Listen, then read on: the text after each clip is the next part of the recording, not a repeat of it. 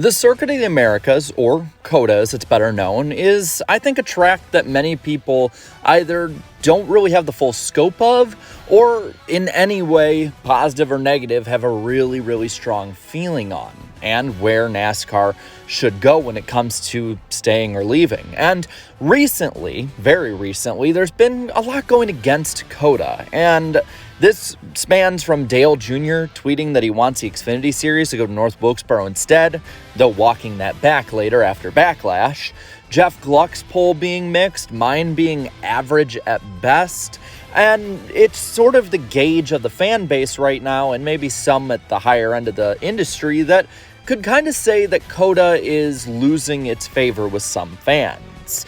And with this, fans are going to form opinions on this and basically look at what others say. It's just a natural human inclination to kind of have that herd mentality. If a lot of people are going that direction, then everyone does.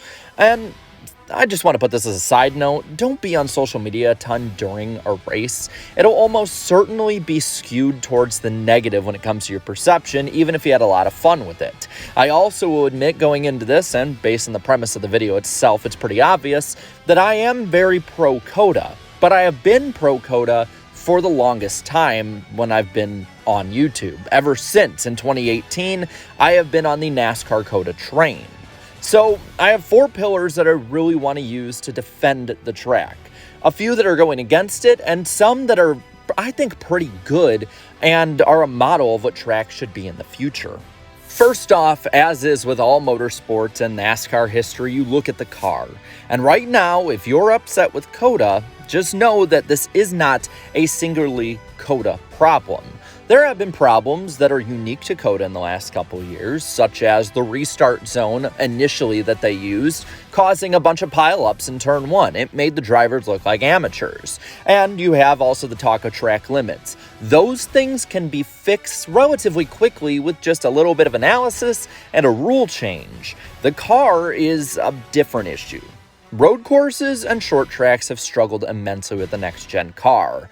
Basically, the car just runs too good at these tracks. And if you look at short track racing and road course racing in the past, with the Gen 6 COT, and I'd even say a lot of the Gen 4 era, I think what you'll notice is these cars look really difficult to keep under control. They're at the edge at all times. And while the next-gen car is still very difficult to drive and can spin on a whim, it isn't necessarily because of the same reasons that, say, those older car models were. These cars are designed more to be road course cars, and because of that, you don't see as many big mistakes like there were in the past. Instead, you see basically a giant pile driver move needing to be used for just about every pass. And leaving COTA, I don't think, changes this problem. It merely masks it. It's kind of like the 550 back in the day. Yeah, okay, it looks better, but it isn't better inherently. And that's sort of the problem you have with COTA. There's not many tracks that you really can go to that have the market as well as the kind of racing that is possible that COTA has. The second pillar of my defense in COTA is something that I think, talk far too much about, even if it's for a good reason, and that is the Fox broadcast. I have praised the improvements this year that Fox has made, with Mike Joy's energy being up, Kevin Harvick being a great addition to the booth, and Clint Bowyer, well, I guess being a little less Clint Bowyer-y, I don't know the right way to put it. But this week was atrocious. This is probably the worst showing that they've had all year, and it's pretty clear that Fox is not very good at broadcasting road course racing. They missed a ton of battles. You could see it in the background of a lot of shots, side-by-side racing, but they would focus on the top 5 guys. And you would even hear from those at the track as well saying this too. There were incidents that were mixed. For instance, cars that were clearly looking like they were going to miss the corners, then suddenly being cut away from. Fox did this over and over again, and again, people who were there saw this. And they, while having Larry McReynolds do his best job at it in his limited time, were mostly not explaining strategy as well as they could have. And it was only until the very end of the race that you realized how they were all coming together between William Byron, Christopher Bell, and Ty Gibbs. Again, many at the track notice the difference, and it's pretty clear that there is a disconnect between those in the media and a lot of fans at the track and those that are the majority of the ones watching the races at home on television.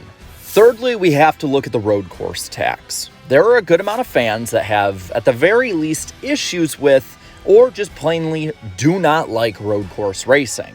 NASCAR fans are primarily oval fans. It's no secret, especially from the top down to the local short track rings. There's a reason you don't hear about a lot of those old stories back in the day being drivers coming up racing on road courses as a kid or as a teenager with their dad or whatnot.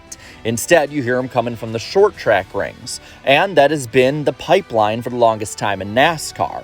The benefit of the doubt is not going to be given to these kind of racetracks because they're not seen as NASCAR racetracks by a lot of people.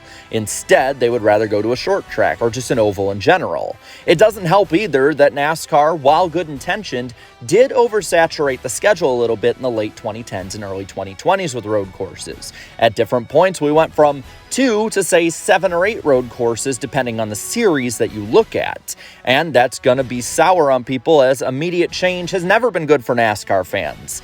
Change in general has never been good for NASCAR fans, but an immediate change is something that a lot of them don't like is only going to make it worse. And lastly, I want to look at the track itself. This is a new track in a new area of the country for a lot of big-time racing. Yes, this track is more known there and widely known for Formula One racing, and it's clear by the crowds, though it's one of only 3 Formula One races compared to one of only 38 NASCAR Cup Series races, including non-points races. Fans at COTA, though, are unlike any other that I have ever seen at tracks, and I've been to probably 15, 16 tracks over the years.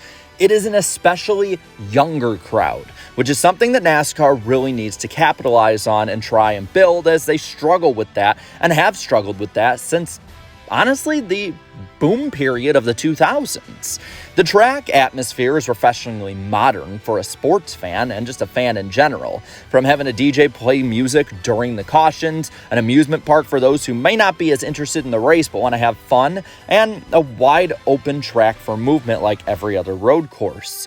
While these are not necessarily great things for the track itself for many diehard racing fans, when it comes to attracting new fans to become diehard racing fans down the line, it's huge. Plus, this track does offer a lot of passing zones, and again, going back to the car, if there was a good car, we would see this be used more often. This track, in my opinion, is a model for the future of any racetrack in America and the world at large, and they now have a loyal audience even for NASCAR, and while it might not look as full as, say, Formula One getting 300,000, still, a loyal base of 50 to 60,000 fans anywhere in the country for NASCAR at this point that isn't the Southeast should be something applauded, not just discarded. So with that, I want to pass this on to you and ask you the simple question: what do you think of COTA as a track? Do you love it, loathe it? Are you in the middle? Or are you just sort of fluctuating on it in general? Let me know down in the comments below. While you're at it, leave a like on this video, share this video, and subscribe to this channel for more great NASCAR content. Thank you so much to all of my channel members for your continued support. It means a ton. And until next time, have a good one.